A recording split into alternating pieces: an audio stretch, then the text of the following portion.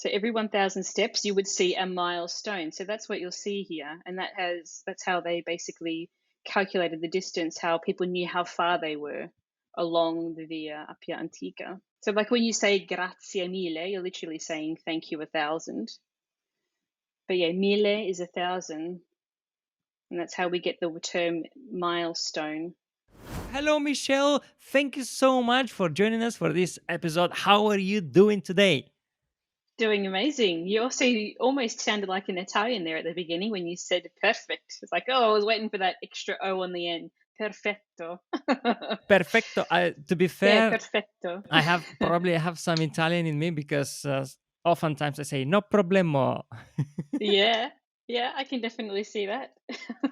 um, okay, we're gonna be talking about Italy, but I'm very fascinated and interested in people's stories Yes, because if I'm not mistaken, you're coming from far, far away, right? I am indeed. Currently based in London in the UK, but I am from Melbourne, Australia.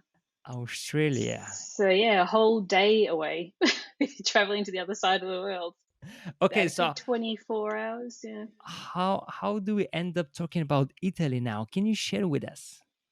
Yeah, of course. It's a little bit of a story, but I know you like a bit of story, a bit of history. So yeah, let's get into it, I guess. So my name is Michele Frolla, and maybe a bit of a clue there in itself because my dad is Italian. So when he was 4 years old, he and his family they immigrated to Australia, and that's where he grew up. Um, many years later, he met my mum, got married, had me and my two elder sisters. Um, as Italians do, they like to sort of pass on the name of their parents or, important people in their lives to their children. And after having two girls, my dad used my nonna, which is grandmother in Italian, used her name for my elder sister. Then, a different name for my middle sister, which is basically my dad's nickname, which is Nadine, which is a nickname for Leonardo.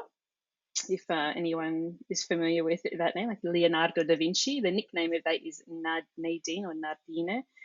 So that's how she got her name. And then for me, my dad was hoping that maybe finally they would have a boy. That didn't work out, but he still gave me the name of my nonno, which is Michele, or if you're a bit more familiar with the Italian language, it's basically saying Michael in Italian. So I ended up with a guy's name. So whenever I travel around Italy and I show up at a hotel, they're like, oh, but you're a female. I'm like, yes, I am. And then I have to go into the whole story about why I'm called Michele. But in Australia, it just looks like a different spelling of the name Michelle, so everyone just pronounces it Michelle. But anyway, that's a side story. Sorry. Um, the reason Wow. why we're talking about Italy today is because Italian was the first foreign language that I learnt, and I learnt that as an adult. And that was as a result of like a special connection that I had with my nonno, my grandfather. He couldn't speak English. I couldn't speak Italian. But he was very proud of me. We had a special bond because I was named after him, and he was so proud of that. And it frustrated me that I couldn't speak to him. Um, and when he passed away, it was like a flick of a switch. I just like I have to learn this language. Like I can't. I want to continue on his legacy. I want to get to know him better through his history, his culture, where he came from, and I just became really interested in learning Italian. So I started with a phrase guide, a travel phrase book, as you do, sort of getting introduced to the language. And I thought, this isn't enough. I need to take this more seriously and have a bit more structure. So I decided to go to Italian lessons. And then that sort of, the more I did that, the more I loved it. And I ended up studying at two different language schools, and then one-to-one lesson with a native speaker who was my colleague. And I just got to the point where I was just surrounding myself with the Italian language every day. Even when I was living in Melbourne, I would go to Italian restaurants. I would go to the film festival, the Italian Film Festival, and watch all the films there almost, that would happen over a 2-week period. And I just got to the point where I just loved it so much that I wanted to take it to the next level again. So I decided that I wanted to move to Italy, and Rome was the place that I chose for various reasons. And it's the language, yeah, Italian is the language that I am the most passionate about, and Rome is the city that I'm the most passionate about. So here we are. Fabulous. That Whoa. 10 years later, that whole What a language learning journey. story. What a story. So I always wondered why your name is spelled with one L. I even in the Yeah. beginning I think I was spelling it with two L's, and I'm like, I was feeling awkward, like, oh, sorry, and I was Yeah. correcting it. But okay, thanks for that. Honest Now mistake. Yeah, yeah. now this makes sense. Okay, so how long did you move to Italy? How long did you live in Rome, and why did you pick Rome? So, yeah, I moved to Rome and I lived there for 3 years. My original plan was to live there indefinitely. I didn't have any plans of going back to Australia or moving anywhere else. And the reason why I chose Rome was because, well, at the time I had a different sort of career path, I guess you would say. So before I became full time on the Intrepid Guide, my blog, I was working as a web designer. And to continue down that path, I needed to be in a major city to find that sort of work. I had traveled to Rome before and I absolutely loved it. So it was either between going to Milan or going to Rome. And Rome was just a no-brainer for me. I absolutely adored Rome. It was the first place I'd ever traveled to outside of Australia, and it left a lasting impression on me. So yeah, it just sort of worked out. But yeah, Rome had opportunities that I could, yeah, find a footing in and to sort of transfer my life overseas. So that's why I went to Rome. The reason why I left is a little bit more complicated and a bit more boring. But basically, for visa reasons, I couldn't stay. I don't have a European passport. My dad can't even get one unless he jumps through hoops because of the way that the agreements work between Australia and Italy and immigrants, and they're becoming naturalized. So it's a little bit of a hoo-ha, but yeah, that's one of the reasons. Okay. Wow. Simply wow.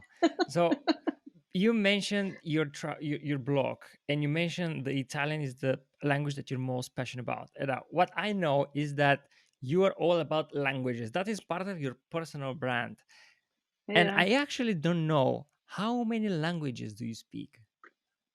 Ugh, I suppose it's like probably the one of the trickiest questions to ask anyone that loves languages, is because you can learn different languages to different levels and communicate in them to various degrees. But Italian is the language that I'm most confident in after English, of course, Uh-huh. and then it's French. I'm currently learning Norwegian now, so my Norwegian is getting pretty good. I did Afrikaans there for a while there until What did you say? my Africa? Afrikaans.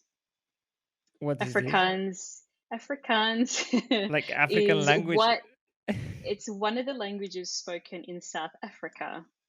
So it comes from the Dutch settlers. So Okay. it's a version of Dutch. So it's like the original Dutch before Dutch progressed Do you speak Dutch? into.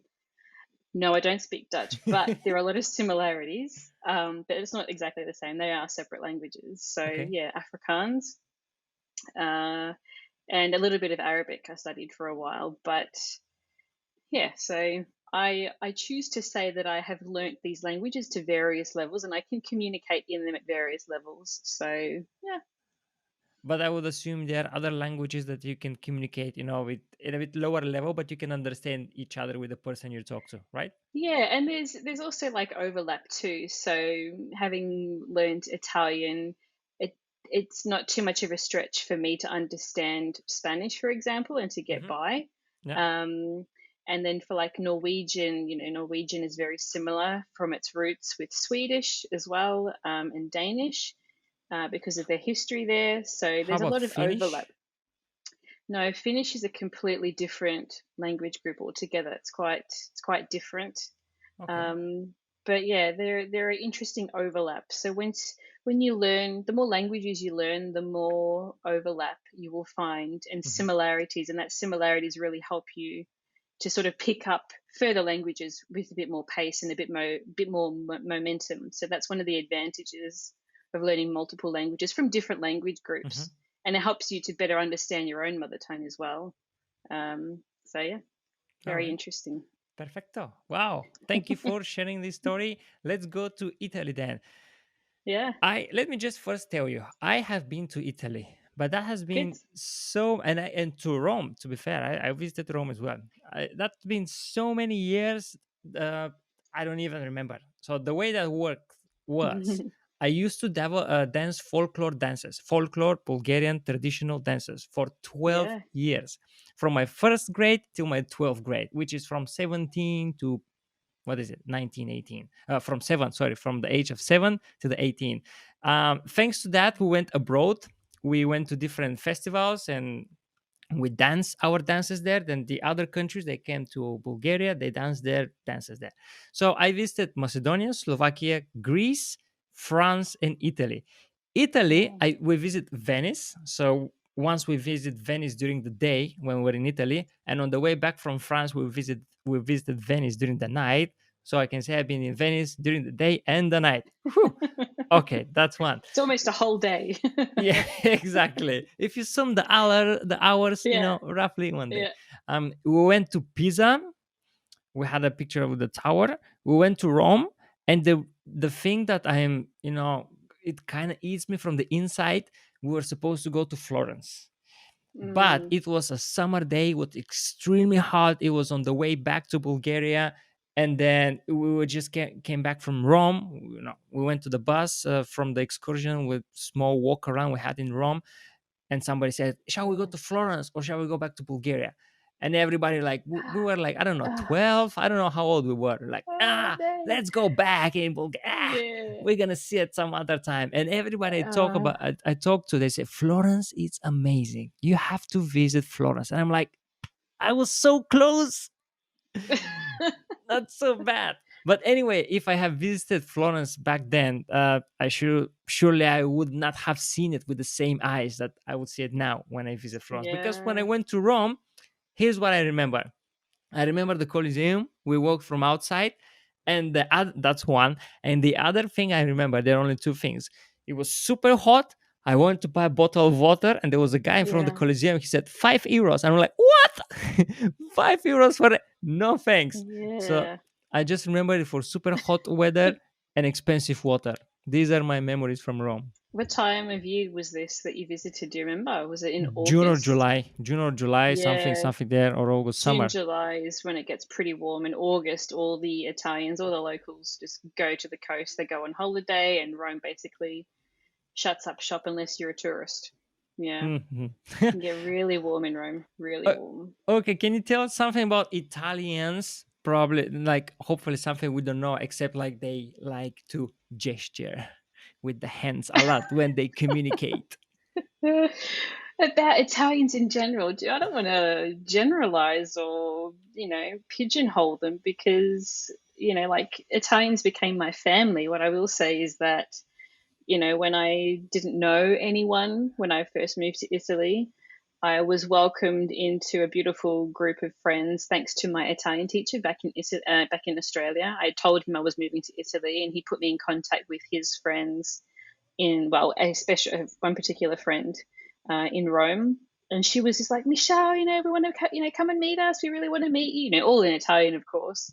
And I was nervous, for the language barrier I didn't want to impose as well, but that's sort of like my mentality being Australian. But Italians, if you know someone and if you have a connection with someone, you're family already. Hmm. And, Oh. that was something that I had to learn. So they're warm and welcoming and accepting. Like if they know someone who they trust and they, have mentioned you, then they automatically become interested in you and want to help you and support you. So because of that, I had a really really memorable time in Italy, and it still breaks my heart that I'm not there. Hmm. But Italian people are very very warm, very affectionate, and yeah, they just make yeah, they're a bunch of characters for sure. They're very animated. They're very sort of open and honest and direct, and they can be late, but they just live a different lifestyle, and that's something that you just have to embrace when you come from a different place. When I was living in Australia and being in that corporate environment, everyone that I was surrounded by was about sort of getting a promotion and just Hmm. climbing that corporate ladder. But when I got to Italy, the focus was more on your personal relationships, your friends, and seeing each other after work almost every night. um, and the emphasis shifted. People didn't talk about, climbing the corporate ladder and getting the promotion and working all hours. It's not their lifestyle. It's not what's Hmm. important in their life. The most important thing is quality time with the people that you care about. And that was a really nice shift of perspective, especially when, I was in danger, I guess, of going down that corporate rabbit hole and not opening my eyes and seeing what life is really all about, which is about the people that you love and care about and Yeah. having wonderful and unique experiences. And that's learning the language allowed me to do that. Learning Italian, learning any language can allow you to do that, open you up to other cultures and other ideas. So that's why I sort of, yeah, that's basically the foundation of the Intrepid Guide, is to help people to understand that it can really change your perspective on life. Hmm. I find out Yeah. that all the southern countries are kind of similar if you think about it. All Greece, Italy, Spain, they all Like the have the Mediterranean, yeah, yeah, the countries. Mediterranean. They all have nice weather. They all have to Mm. have some breaks in the afternoon. They're all like, take it easy, man. It's gonna happen. Don't worry. Maybe not now, but we're gonna make it work. Don't worry. Take it easy. Yeah, And they're all about meeting friends, as you said. They're about having family meals. Um, yeah, it's kind of although they're not one group of language, Spanish and Italian, okay, but Greek are not there. They're kind of a yeah, similar in culture in that sense.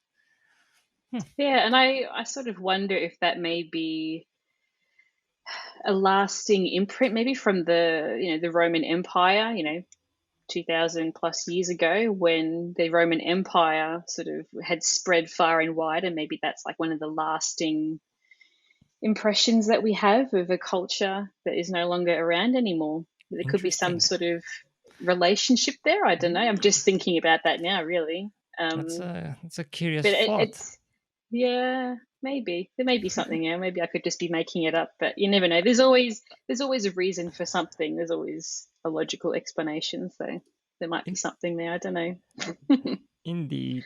Okay, let's start with some food, shall we? Although Italy is Sure. quite Well, famous, probably mostly with pizza and pasta. But what can you tell us about the food?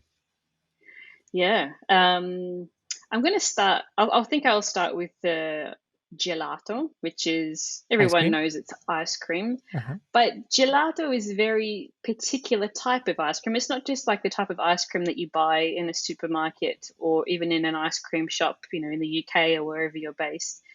Gelato, which is the Italian gelato, which is the Italian version of ice cream, it's denser. It's not like light and fluffy like the ice cream that you'll find, say, yeah, like I said, in the supermarkets. So when it comes to buying an authentic Italian gelato in Italy, there are lots of tourist traps, I guess, when it comes to buying gelato. So there are different ways that you can sort of identify if you're buying an authentic gelato, or if you're buying a tourist trap gelato. So there are a few different things that you can look for. So first of all, an ice cream shop is called a gelateria, so a gelato shop Uh-huh. Yeah. with Makes a thick sense. Aussie accent. Okay. It's like a pizza shop, pizza restaurant is a pizzeria, so you've got a gelateria. Mm-hmm. So Do you have one of the things, baguetteria? well, a baguette is French. Oh yeah. Oh yes. Oh my god. Oops. but Wrong flag. but I will say, there is like a panino is a Ah sandwich. yeah. So there's like a Panini. panino, yeah, paninoteca is what you would have, like a sandwich shop, for Okay. example. So yeah, almost you're getting there. You'll Close. pick it up. Close. You Okay. pick it up. Yeah. So yeah, if you're wandering around the streets of Rome, for example, and you've got all these different gelaterias around, One of the things to look for that basically screams that it's not an authentic gelato is when the ice cream is overflowing in the tub. So you'll have like a tub, it's usually white sometimes, and then like the ice cream, the gelato is packed up really high. Now, an authentic gelato, because it's dense, it won't rise that high. So it's sort of like a telltale sign that it's got emulsifiers in there and rising agents and all of that. So that's a bit of a slap on the wrist. Another thing to look out for is if they've got signs out the front, these ice cream cones or whatever. That's sort of an obvious way that you know that it's not an authentic gelato. One of the things you can look for is when they are served in like a steel flat drum, so you can't even actually see the gelato. You just go in there and you'll see almost like it looks like a hot plate, where they've got like all these different drums and they're under like a steel lid. It's because they're trying to control the temperature of the gelato. So that's one of the reasons that you can sort of distinguish if it's an authentic one or not authentic, is when they do keep them, they try to keep them like a temperature controlled. So if they're in a metal container, that means it's a gelato. Is that right? Yeah, usually it means that it's an authentic Okay. gelato. So do you Yeah. know any gelato places in Rome? Uh, yes, I'm just trying to think of the name now. I think it's Castroni. No, Castroni is an international place that I was talking about. Let me get back to you on that Okay, no problem. We're gonna put because it in the they're description. yeah. Let's circle back to that one because I don't want to get it wrong. Because Uh-huh. Castroni is where you buy international foods in Rome, Okay. which is another thing altogether. When you're living in Rome, they don't serve any international foods. It's just one shop that you can go to. So yeah, steel drums is a good thing to look out for because, like I said, they're trying to control the temperature of the gelato. And because gelato is more dense, they don't typically use ice cream scoops. They'll use more like a flat spade to sort of to smear on the ice cream on the cone. So that's another thing to look out for. So you can sort of look out in advance of what sort of utensils are they using. I So yeah, see. metal tins and flat spades are a good sign. And if the colors are really bright, then that means that they're adding food coloring as opposed to relying on the natural colorings of the food. So like, for example, pistachio or pistacchio isn't going to be bright green. It's more of a brownish color if it's an Wow. authentic gelato. So yeah, You just a said few little tips. few. You said so many things about the gelato. It makes me feel that Hungry? gelato is kind of the international, no, not the Italian dessert. Like Yeah. it's a whole not culture, but it's a whole science there about this gelato.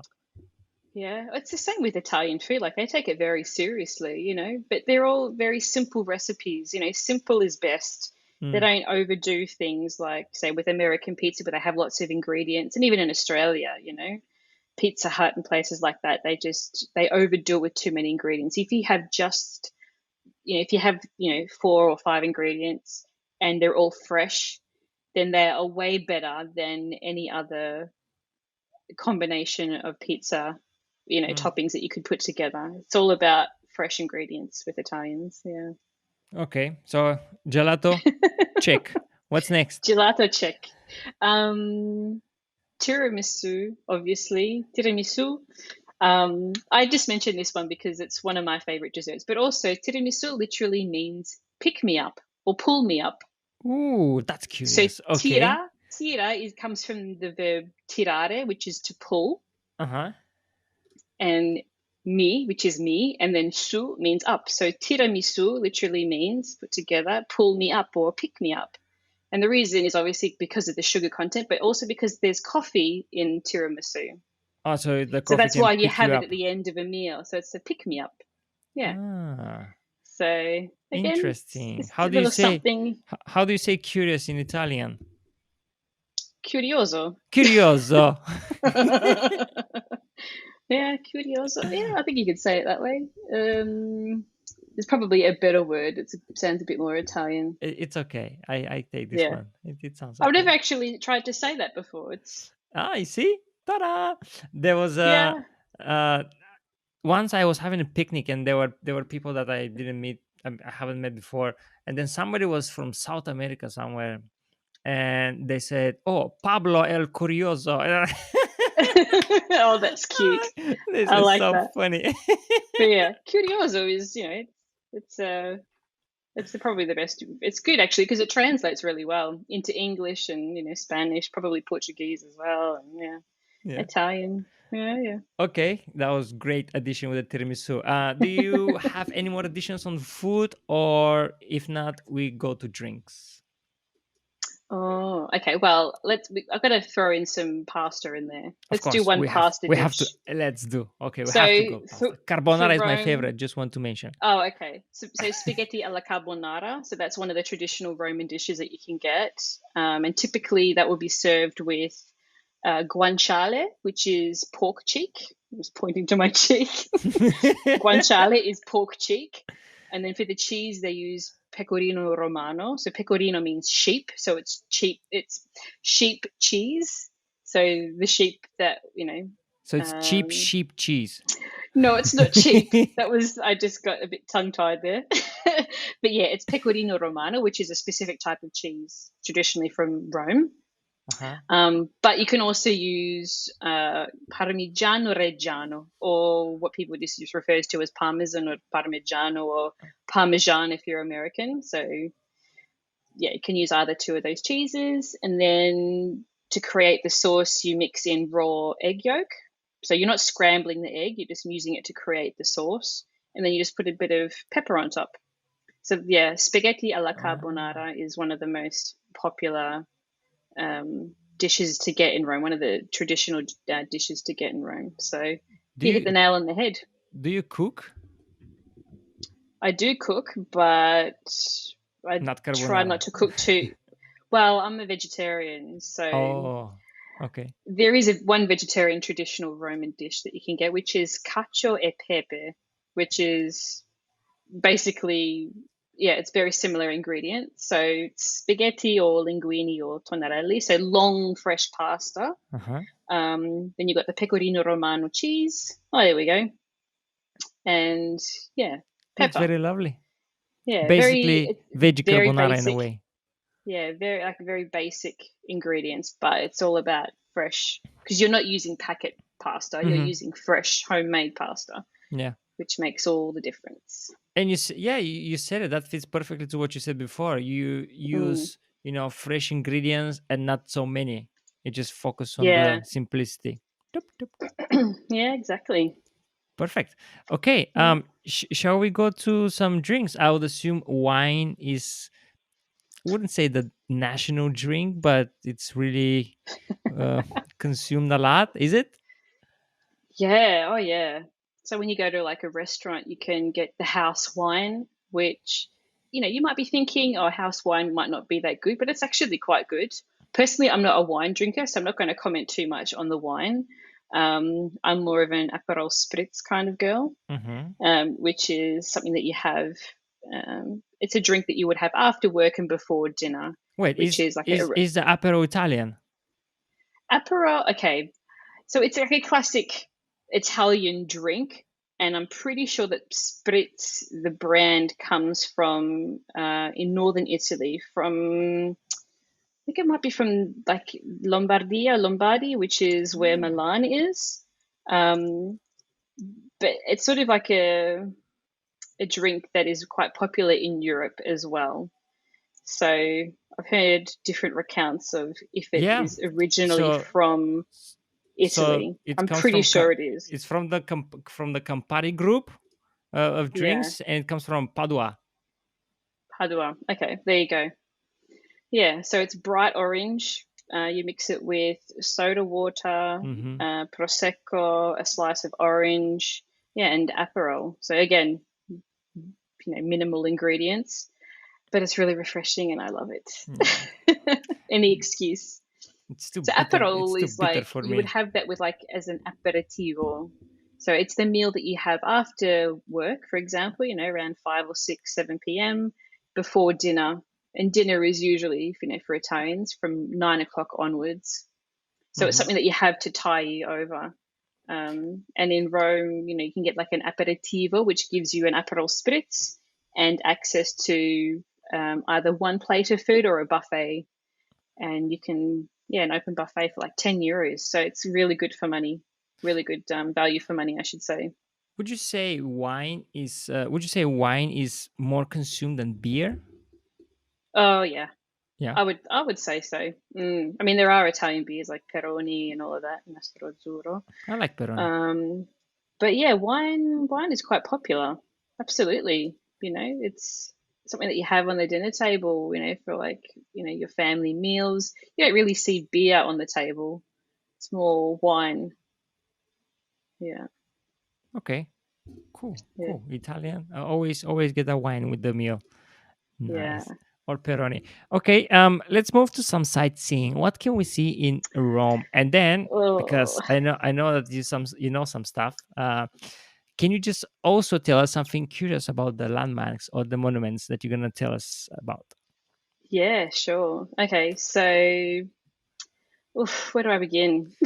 Well, we can start Okay, with the so my Colosseum as one of the most important ones in a way. We can start with the Colosseum. Let's yeah, take that out. yeah, okay, cool. So yeah, Colosseum, everyone is quite familiar with that as one of the most famous and iconic monuments when you think of Italy, right? Yes. Um, but do you know why it's called Colosseum? I like when people test me. Don't Well, Google it. isn't Just it? Isn't it? No, no, no, no. Look, what look does it where my hands sound are. like? What does it sound like? Just Colosseum. If you sort of does it lend itself to any other? I mean, this is maybe unfair because you speak amazing English, but it still might not come to you. Yeah, Like kudos to you for speaking, holding a podcast in a completely different language. It's not easy. I'm trying. But I'm yeah, trying. if you Thanks. think of the Colosseum, I don't know if there's another word that maybe springs to mind that's very similar to Colosseum that would lend itself to why it was called Colosseum. I was when you say Coliseum, I would think of bicycles. Is that a serious answer or are you kidding? No, isn't it something related to the games that were held there? No, it's not. No, I Okay, don't know. let Then me let tell me give me. you a clue. Have you heard of the Oh, word colossus? like big? Big, yeah, you got it. So the Colosseum actually has a proper name. So it's called Amphitheatro Flaviano, of Flavio, scusa. Sorry, Scusa. I'm jumping around, switching between languages now. So it's called the Flavian Amphitheatre, right?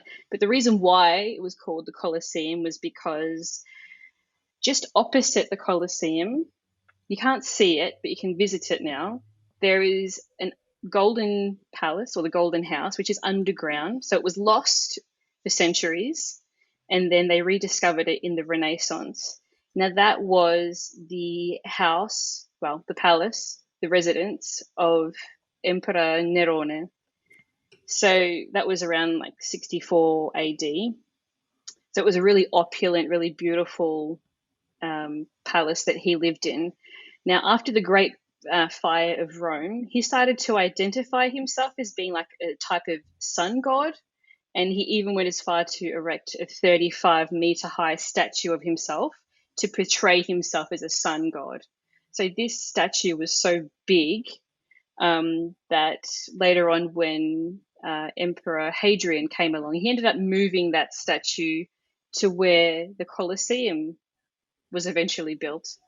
So, because the statue was right near this massive amphitheatre, the Flavian Amphitheatre, the Colosseum got this, well, as we know it now, got this nickname, Colossus, Colosseo, which is how you say it in Italian, or to us, it's Colosseum. So that's how the Colosseum got its nickname. It's because it was next to a colossus statue, a massive statue of Emperor Nerone, who depicted himself as a sun god. Hmm. So yeah, Well, I never knew. I had no idea about this. yeah, it's pretty cool, huh? So before that, But the yeah, people were using the initial name, the amphitheatro. This one. yeah, so you can just call it like the Flavian Amphitheatre is how you would say it in English. In Italian, it's yeah, I see. Amphitheatro Flavio. But yeah, Okay. but yeah, in Italian they just call it Colosseo, il Colosseo. The tube stop, not the tube stop, the train station that's just there is called Hmm. Colosseo. How But yeah, how that's the traditional name how for the much is the Colosseum in entry? Rome. Oof.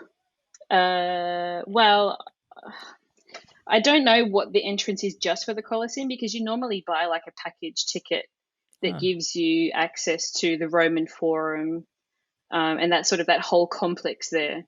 And you also usually get a guided tour as well. So it depends on who you buy it from. It depends on who you bargain with, but it can be around 50 to 80 euros, now now depending now on what kind of experience that you're I paying for, see.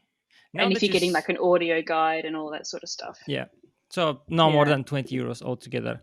I now that you mentioned this, that you can buy it as a package, there is a thing called London Pass where you can combine a few attractions, and when you buy yeah, it as a package, you get reduced. I think there is a Rome yeah. Pass as Rome. well. Yeah, there's a Rome pass as well. Yeah, Yeah, you just yeah. There are combine. lots of different ones. Yeah, you Yeah, just combine a few exactly. attractions, goes cheaper. Okay. I really highly recommend having a guide when you're going to these ancient and really like historically important places. You want to have someone there that can bring it to life even more by having having a guide there with you. Instead of just like, there's so much you can just walk past and not know what you're looking at, but then if someone Yes, stops and explains it to you, you're like, wow, and it makes such a difference.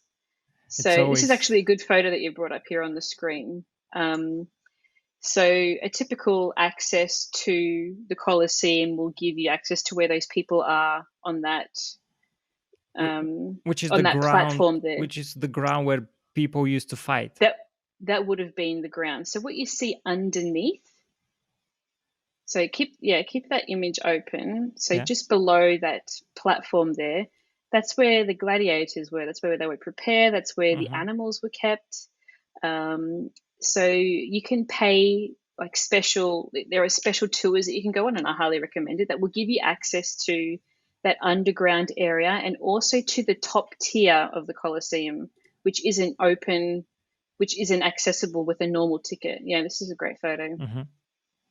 Yeah, so you can walk around this area. They talk about like the different pulley systems, how they would, raise the animals and bring up like sometimes they would even flood the Colosseum to do naval battles as well. Wow. They Uh, did naval yeah, battles there? yeah, yeah, Curioso. yeah, Oh. curioso.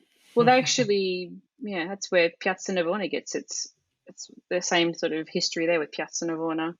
They did naval battles there as well. Um, but yeah, they did all sorts of things in the Colosseum. Yeah, they had a Okay. hundred and something days of celebration. I can't remember the exact number. It was around 100 days or so of celebrations when the Colosseum first opened. Yeah, It's a pretty. magnificent landmark. You can visit not just the top, but the bottom and underground as well. Mm. This is a good photo actually. While we're looking at it, so you see all these holes in the facade. Yeah. There's little black dots everywhere. So Yes. that's where the original marble for the Colosseum was. So the Colosseum was covered in marble. You're just seeing the skeleton basically of the Colosseum. Oh, so So this is when what's left from it. Yeah, this is what's left from it. I mean, that damaged part there was a result of an earthquake, so that sort of ruined, a big part of it as well. And then they've Mm. put in reinforcements there at the very top on this particular picture that you can see to protect the structure.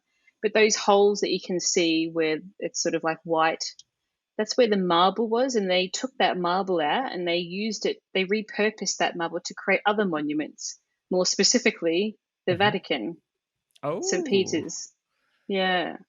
so it has So marble from the everything is sort of, Colosseum yeah, recycled. instead of like, yeah, recycled, which is, unfortunate as well. Like it's, damn it, couldn't they have just sourced more marble from, their suppliers? But this was the cheaper option, was to take it from somewhere else and repurpose it. And that's S- what they do. Like in a lot of churches, if you look at the pillars inside of churches, the columns inside of churches, they're not all matching.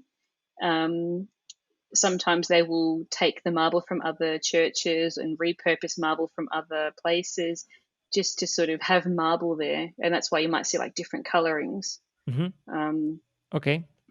Shall we but move yeah, to the Vatican City then? yeah, we can. We can. This is actually a good photo that you got up here too. Of course, I So pick all the nice photos.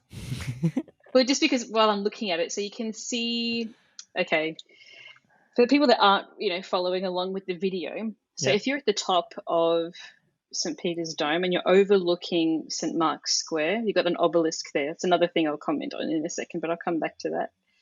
So if you're looking straight down St. Mark's Square, sorry, St. Peter's Square, I was saying St. Mark's, St. Peter's Square. Yeah.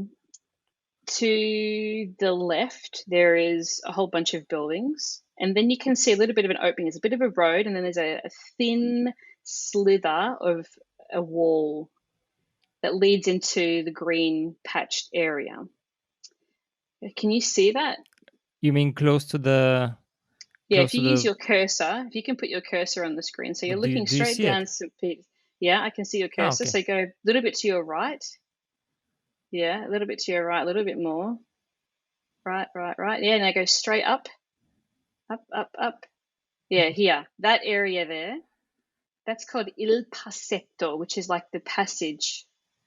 Now that connected Castel Sant'Angelo, so The which castle. is a castle, which has had many different lifetimes, but that was Yeah. originally built to be Emperor Hadrian's mausoleum. So he was meant to be buried there when he passed away.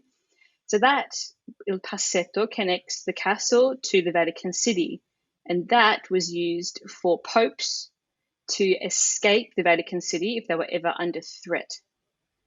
So they would take this secret passageway on that Il Passetto and escape to the nearby castle.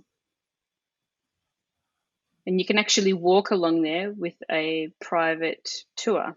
So it's not open all the time, but it usually opens up in summer. And that's a really cool, unique thing to do when you visit Italy. Okay. And you can see it from the top of, the Duomo, the top of the cupola, I should say, the dome of St. Peter's. Perfect. Yeah, very cool. What else about the Vatican City? Okay, so you've got an obelisk here in the center of St. Peter's Square. So obelisks are Egyptian, right? So why is there an Egyptian monument in Rome? Well, there are about 12 of these, I believe, 12 or 13 in Rome in different important piazzas. Now, originally these were used and brought back from Egypt to sort of celebrate their conquest. And the Romans had they were a bit, fascinated by and impressed by Egyptian art. And they brought these back all the way from Egypt, can you imagine? And they would use these and place these around this city to sort of show that they had conquered certain lands, and a bit of showing off. But they were sort of like prized possessions, and they were like a divine symbol of the pharaohs. So the first one that they brought back was in Piazza del Popolo, which was one of the main entrances into the city of Rome. That old saying, all roads lead to Rome. Piazza del Popolo was one of those main entrances. So you'll find an obelisk there that's called the Flaminio obelisk. And the one that you see there in Vatican City was when in the Renaissance, the popes wanted to sort of show the obelisks were used as a symbol of power. So you'll find one at Vatican City, you'll find one in front of the Pantheon in Rome as well, my favorite building. You'll find one in front of San Giovanni in Laterano, which is another very important building, religious building in Rome. So yeah, it's a symbolism. Like they're very heavy, and transporting them was obviously not easy. But yeah, that's why you'll find a lot of Egyptian symbolism, I guess, in these obelisks scattered around Rome. So there you have at least 13 that you'll find in Rome.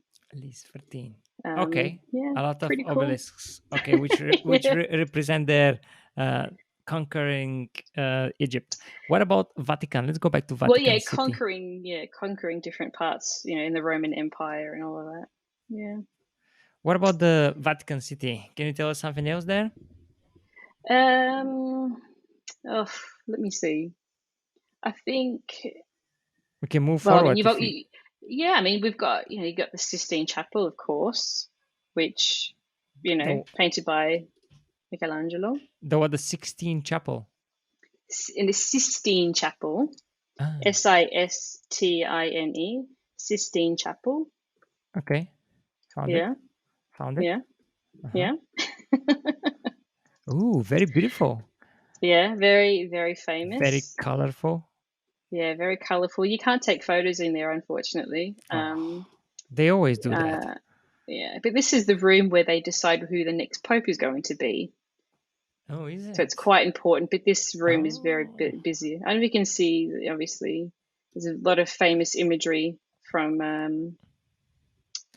I know from the that. Sistine Chapel. What about the smoke? Is it the smoke when the Pope dies, or when it's the new Pope now? When they So have the smoke? you have like the white smoke Yeah, when a decision has been made. I think that's okay, when it is, and then the black smoke is when they haven't made a decision. I see. When they're trying to choose, when they're making like a unanimous decision on who the next pope is going to be. Yeah, so black is when they don't have a consensus. Mm-hmm. Yeah, Okay. Wow, a lot of tourists there. it's Okay, very busy and it perfect. gets really warm in there. We so don't spend much time. Just Mm. have a quick look and go. Okay. When we talk about the Colosseum and now the Vatican City, I'm not sure how close they are, but you mentioned there is a metro, there is underground there. Is it easy to go around with it, or how what would you say? Yeah, I mean, Rome is quite manageable on foot. When it's hot, you probably, I mean, there's only one line that has air conditioning on all the trains, and the other one has a mixture of old trains and new trains. But there's only two main lines in Rome. That's line A and line B. One's blue and one's red slash orangish. Um, and line A, which is the red orange one, is the most that gets you to the most famous places. Um, so yeah, Hmm. you'll change at Termini, which is terminus, I guess you could Termini is, translate it that way. Yeah, Termini but is just basically like the there's place only where like the yeah, lines it's cross. just one intersection of the two lines. They are Hmm. working on a line C, but it's taking a very long time to build because they keep finding like ruins underneath, underground. Rome was built on many layers, so Yes. they keep finding things. So it makes it very difficult for them to build this extra, line Hmm. C. It's taking I them can years. I They've can been working on imagine. it for over 10 years. It's incredible. I can imagine. Um, so, but yeah, line A is where you'll get access to the Trevi Fountain, the Spanish Steps, and also the Vatican as well. And it goes straight through the center. So Hmm. you can get off at any one of those, stops, and you'll be in a really good position to just walk around and go and get lost and explore and go down beautiful alleyways. And that's Get the some best part. You don't want gelato. Unless you're in a hurry and you need to get somewhere for an appointment, you don't even really need the metro. You can take the bus as well, but Rome is a beautiful city to walk around in. Yeah, there's lots to see. Yeah, I, I agree because here in London is the same. If you have a chance to Mm, take a bike or a bus, better do that because you go in the metro and then in the underground, you don't see much. You just go one point and then go out to different point. Oh, what's happening? It's so different here, and you didn't see the transition. You yeah, didn't see anything. So yeah, yeah, I always when you can walk, cycle, or take the bus, I would say yeah. to So do that. much of it is very, very much walking distance in the centro storico, the city, the historic center. Perfect, Yeah, everything's perfect very for us. close. Okay, Yeah, let's move on to something else. sure. One or two more to visit. Oh, okay. Well, I got to say the Pantheon. The Okay, the Pantheon. Pantheon. Yeah, yeah, Pantheon. You So seem it seems like Pantheon, it's on your heart. it is. It's my favorite monument, my favorite Why? building, my Why? favorite landmark in Rome. Um, well, it's hard to describe. I mean, when the first time I saw it, you're walking down like these little narrow alleyways, and then all of a sudden it opens up. Look, there's another obelisk there. What did Hmm. I tell you? In front of another religious building. Not a coincidence. Yeah, not a coincidence. Yeah, yeah, it's there on purpose. But yeah, you're in like this, these narrow, they're not claustrophobic, but small, beautiful alleyways, and then all of a sudden it opens up into this beautiful piazza, and you've got this 2,000-year-old building with these epic columns, and it just blows you away. Like there are, yeah, it's just really impressive, and it's hard to sort of gauge that just from this picture, but there are 16 columns that you're looking at there, and Hmm. they are 60 tons each, and they were brought over from Egypt, Wow. right? Yeah. So the only original part of the Pantheon is the top, where it says, well, it's in Latin, but you can see Agrippa. So he was a Roman statesman.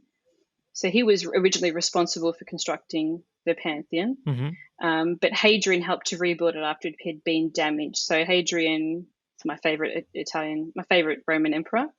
And he didn't want to sort of take any credit for helping to rebuild the Pantheon, but he kept the original facade of the Pantheon as a sort of a homage to Agrippa. So that's what it means. That in Latin it basically translates to this was built by Agrippa. Um, so yeah, inside, the reason why the Pantheon is so famous is because it's got a hole in the roof, which is called an oculus. So it's, I mean, they measure it in like um, Roman measurements. So the dome is like 150 Roman feet, and the oculus is 30 Roman feet in diameter, which is 7.8 meters. So when it rains, obviously it does come in and hit the ground, but the ground is on a slant. So any rain that does come in, it is drawn to the center and it drains out through little holes in the ground. Nice. So it's pretty impressive. Why is it done so? Why? Well, originally this building started off as like a pagan building. So Pantheon literally means um, like a temple to all the gods. So it wasn't like Mm. any one religion. So it comes from the Greek Pantheon, so temple of all gods. So it's a former Roman temple. So I guess the hole in the roof is like a connection between, us on I earth and the see. gods up above. So that's why there's that. There's the oculus. So it's the only light source in the Colosseum, in the Pantheon, Oh, is it? um, and it's Oh, also the world's interesting. largest unreinforced concrete dome. Hmm. Yeah, which is Curious. pretty cool. Yeah, Okay. yeah. So you've got so inside is the tomb of the famous Renaissance artist Raphael. So he's buried in there, as well as several Italian kings and poets are buried inside as well. So there's quite a lot to see in there for the building itself, and also for the people that are buried inside. Um, so yeah, it's pretty cool. What? It's pretty special that Raphael was buried there because he did a lot of work for the popes during the Renaissance. He was quite close to the Vatican, so it's quite a privilege for him to be buried in there, which people may not realize. Um, and on his sarcophagus, I guess you could call it, or Mm-hmm. on his tomb, there's a really nice inscription that is translated on an information board right next to it, and that's, "Here lies that famous Raphael who by nature feared to be conquered. Well, who nature feared to be conquered while he lived, because he created such beautiful things, and that when he was dying, feared herself to die as well." So it's quite a poetic inscription. Very nice. It is very And nice I indeed. I did a tour here actually years ago, and I've yet to find proof to back this up, but um, one of the tour guides told me that, and I can see it when you look up at the Pantheon. If you look around and you're scanning, you'll see that there's a hole in the roof, which isn't oculus, A different and hole. there were yeah, a different hole. So it's like it's a square hole and it's quite low down. You kind of have to look for it. But the guide explained to us that, I don't know if you've heard of Filippo Brunelleschi. Brunelleschi was a famous goldsmith and clockmaker, but he was responsible for building the dome on Santa Maria del Fiore, which is the famous cathedral in Florence. So that beautiful masonry dome, which is the largest masonry dome in the world, because that church, it didn't have a roof, it didn't have a dome for 400 years. No one could figure out how to build a dome to complete the church. And they had all these different architects try to figure it out. Anyway, he solved the problem, and the way he was able to do that was by studying the Pantheon. And he traveled to Rome. He studied how the Pantheon was built, and apparently he took a sample of the roof, so he could cut through all the different layers of the Pantheon to see how it was constructed. So I haven't found anything to back this up, but there is a hole in the Pantheon, and people still don't know exactly how he was able to figure out how to build. Yeah, there you go, the Florence Cathedral. So the roof of the Florence Cathedral was built in a way thanks to the Pantheon. Yeah, apparently. Exactly. Because this is an 8-sided octagon, but it's uneven, so it doesn't have a true center. Mm-hmm. So that creates a problem in of itself. But apparently he studied the Pantheon in Rome, came back with this sample of the dome of the Pantheon, and sort of reverse engineered it, I guess, to help him create a solution for the Basilica di Santa Maria del Fiore, which is the largest masonry dome in the world. Pretty fascinating, because at the time, Brunelleschi, this is around 1418, so in the height of the Renaissance. It was an embarrassment that the center of the Renaissance was in Florence, and that's why people say that Florence is so beautiful. You have to go there, and you do. But it was an embarrassment that their main building, their basilica, didn't have a dome. So they had to find someone to find a solution. It was really important. And because it was a symbol of their city. Mm-hmm. Yeah, I can imagine. You just see this building and there's just no roof. Yeah. Weird. Okay. Perfect. I'm learning so much. Do you have any other curious facts about other places? Okay, well, the Trevi Fountain. We could talk about the Trevi Fountain in Rome. Very famous thing. Yeah, I think I throw a coin there as well. Yeah, so you can bring that up. So Trevi is a sort of a mixture of words, but it comes from tre via. So tre is 3 and via is roads. So Trevi Fountain was placed at the intersection of 3 roads. Oh. So the Trevi Fountain. Let me try and find the roads. Well, to be fair, there's probably more than that now by the nature of it. But historically speaking, it was, there were 3 roads. So Trevi, Trevia, and it was placed at the end of an aqueduct. So historically, that's what happens at the end of an aqueduct, which obviously aqueducts were huge for bringing water into the city of Rome. You would find an important fountain, and in this case, the Trevi Fountain. So Trevi. Quite a famous attraction, as we can see. Yeah, it's beautiful, isn't it? So what, the aqueduct was already there, and then just build this? The original aqueduct was called the Aqua Vergo.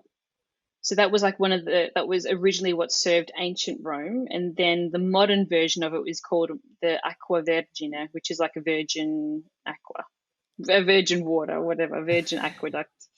It's sort of hard to translate. Yeah, Aqua Vergine. Vergine means virgin. Okay. So, but it's been improved, obviously, since then. But apparently, like, as the story goes, supposedly there was a virgin that helped the Roman technicians to locate a source of pure water that was about 13 kilometers away. But actually, it turns out that it was more like 22 kilometers away. So it's, it's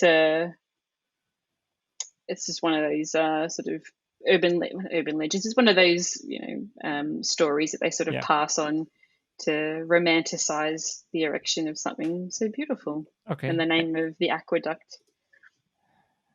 But these aqueducts brought in water to Rome for over 400 years. So the aqueducts are pretty important. And that's another thing that I'll mention if you're in Rome, is to visit Via Appia Antica, which is literally it's one of the roads that lead to Rome. So Appia Well, they say all the Antica, yeah. roads, all Even roads with are like leading to terrible Rome. spelling, you still find that it's amazing.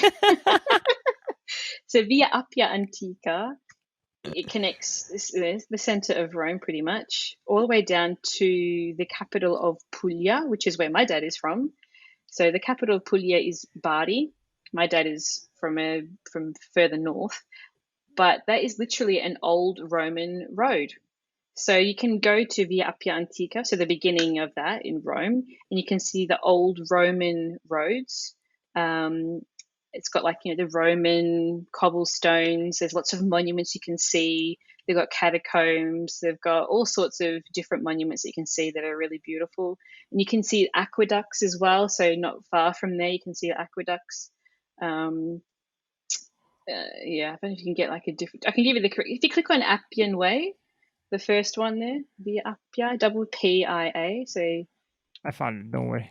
yeah, Keep going. yeah, you got it. Yeah. So it's a really nice place. You can go. You can hire a bike and ride along there as well. It's really Oh, nice. isn't it bumpy? Yeah, it's bumpy, but that's part of the fun. It's not all bumpy. Like some bits are paved, but that's the charm of it, right? Because you're going over bits that are a bit, bit uneven. Um, yeah, it's pretty Oh, cool. it is cool. I mean, it's cool It even is watching very cool. photos here. And if you think about it, this road has been staying for so many years, and you're just gonna Yeah. walk on it. Okay, so while we're here, you'll Yes. let you enjoy this one. So, have you heard of a milestone? The term a Yes. milestone? Yes. So you can actually literally see milestones on Via Appia Antica. So a milestone, if I break down that word for you, so you've got mile, M-I-L-E. In Italian, mille is thousand. Uh-huh. So that's where it comes from. And this is a stone. So you've literally got thousand and then stone. The reason why they call it a milestone is because they would have one of these every 1,000 paces or steps. And that's how they would measure the distance. Ah, Yeah. So every that's where the 1,000 steps you would milestone. see a milestone. So that's what you'll see here. And that's how they basically calculated the distance, how people knew how far they were along the Via Appia Antica. Okay, So okay. like when you say grazie mille, you're literally saying thank you 1,000. But yeah, Ah, mille is 1,000, and that's how we get the term milestone. So milestone for us obviously means an accomplishment. You've completed something, you've finished yeah, something, you've yeah. achieved something. Well, originally in the context, it was a form of measurement. You've reached a certain point of your Mm-hmm. journey. Congratulations. Wow, that is fascinating. I suppose that's kind of a old old Yeah. milestone. Yeah, I guess so. I mean, they sort of vary in how they look and what is still surviving, but you will see them along the way. And that's just, if you didn't have a guide there to tell you these things, you would know, oh, it's just Mm-hmm. another stone or something that's broken or whatever. But it's actually it served a purpose, and eventually that's how we got these terms. A lot of things that we use every day come from or came from the Romans, and through them the Mm-hmm. Greeks and the Etruscans and the Phoenicians, and it's fascinating. Wow. It is Wow. fascinating Mind indeed. blown. It is. My mind is on the wall here. Uh, do you have other facts for us? This is it's like you're feeding me. It's like you're throwing some grapes at me. I'm like, it feels so good. I don't know. I don't know where to go from here. Like, there's just so many. Like, I could talk about Rome all day. I'm just trying to think of any things that come to mind. Um, well, there is one really cool place that you can go to, which is located on the Aventine Hill. So Rome was founded on 7 hills, and one of them is called the Aventine Hill. The Uh-huh. Palatine Hill is where you'll find the Roman Forum.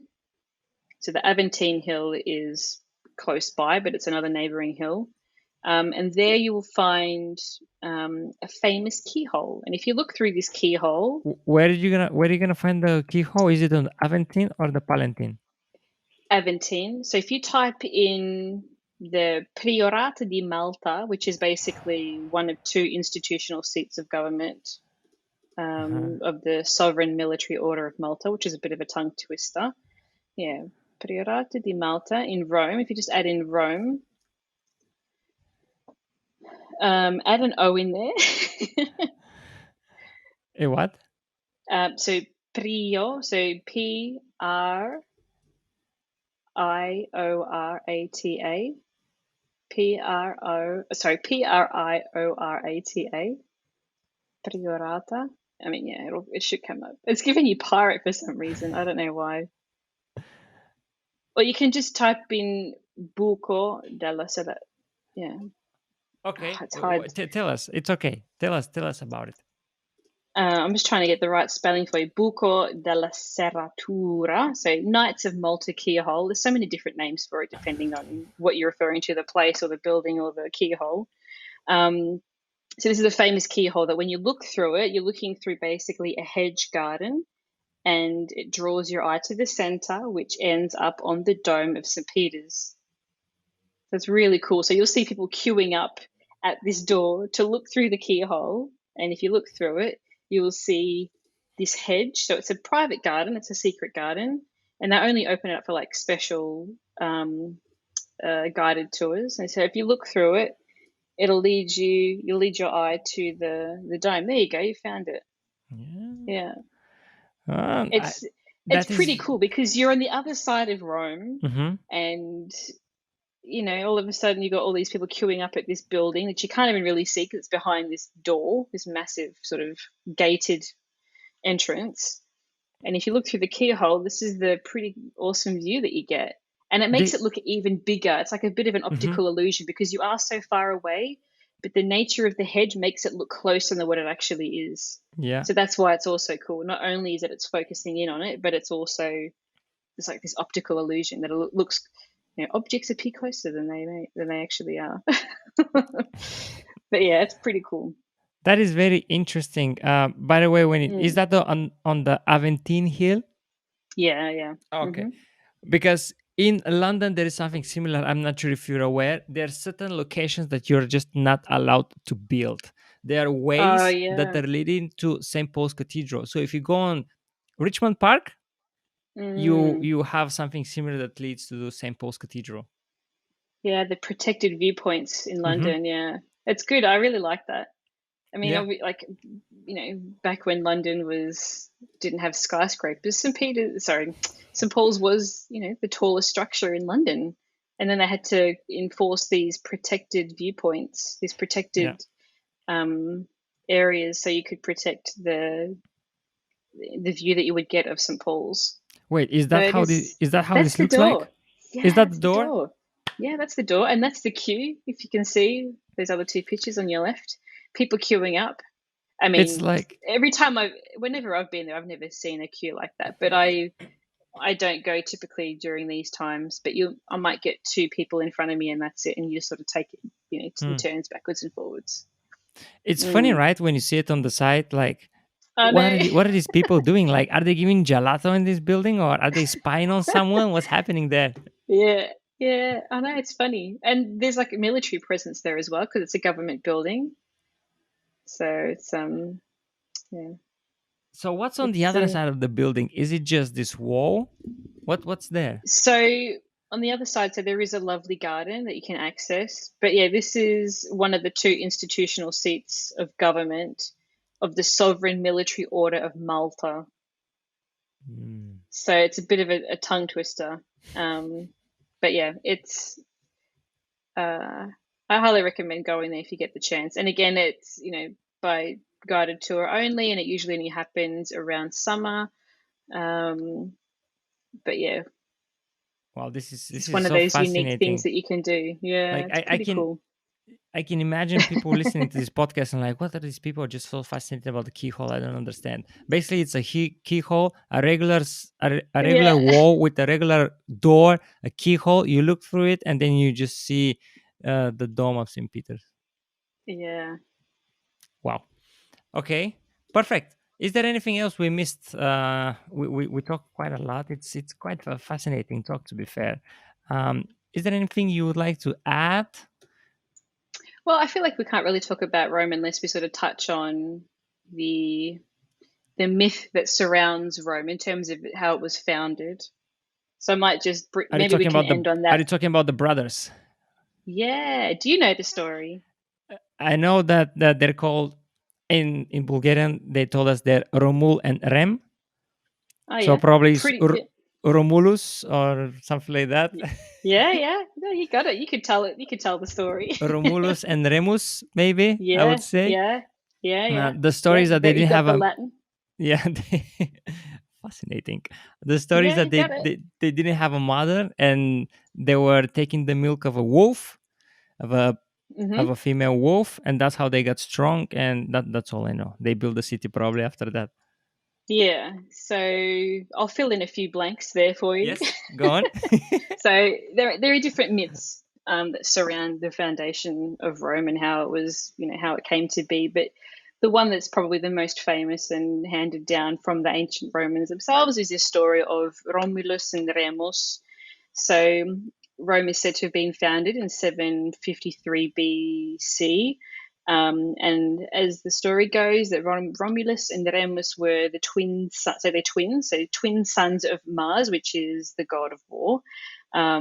So they were basically left to die, left to drown, because they were placed in a basket and placed on the Tiber River, which is the main river that goes through Rome, and it was the main water source in Rome, in ancient Rome. And the boys were picked up by a she wolf and they were suckled by her. She suckled them, so they lived off her milk. And then when they became adults, they defeated the king that had basically abandoned them. And they decided they wanted to establish a city. But as brothers do, they have a fight. So Romulus wanted to build the city on the Palatine Hill, Romulus, and then Remus wanted to build it on the Aventine Hill, which is what we were talking about before. So they're very Mhm. close. They couldn't come to an agreement, and they ended up fighting, and Romulus killed his brother. So that's how Rome got its name, basically, and Romulus became the first king of Rome. So it was named after him, Rome. And this is like Okay. the famous depiction that you'll see um, on various monuments and images in and around Rome. The two twins that were suckled by a she Mhm. wolf. Yeah, there is Yeah, also FC Roma, which are called the Wolves, and they're kind of way inspired. I would seem it would seem with this story. yeah, yeah. Okay, all right. I think that was a really good way to finish with that story because yeah, apparently you filled a lot of blanks there. You extended a lot on the story, and now I But know this is the more. thing. This is the amazing thing about Rome is that there is so much to discover and learn about. So yeah, it's Definitely, and awesome. It's an as you awesome said, city. yeah, as you said, just go and get lost. Yeah, get lost, but also have a guide. Have a So guide who can tell you what you're looking at when you do get lost. That's what you want. So ideally, what I usually do when I go somewhere, I just pick a guide in the first day, and Mm, then I explore the city with my views after that. I just pick his yeah, brain or her brain. You know, where can I eat? What can I eat? What about this monument? What's this? What else I can see? Okay, thank you very much. And then I go. yeah. The next day, I do it myself. But perfect, fabulous tips. Okay, that was a great story to finish with. But I would like to ask you: is there something like you want to say as an end, or wish something somebody, or greet, or thank, or whatever it is? Just a closing statement. Oh, oh, you put me on the spot. I don't know. What do other guests normally talk about? Let me put the light on you. I put you on the spotlight.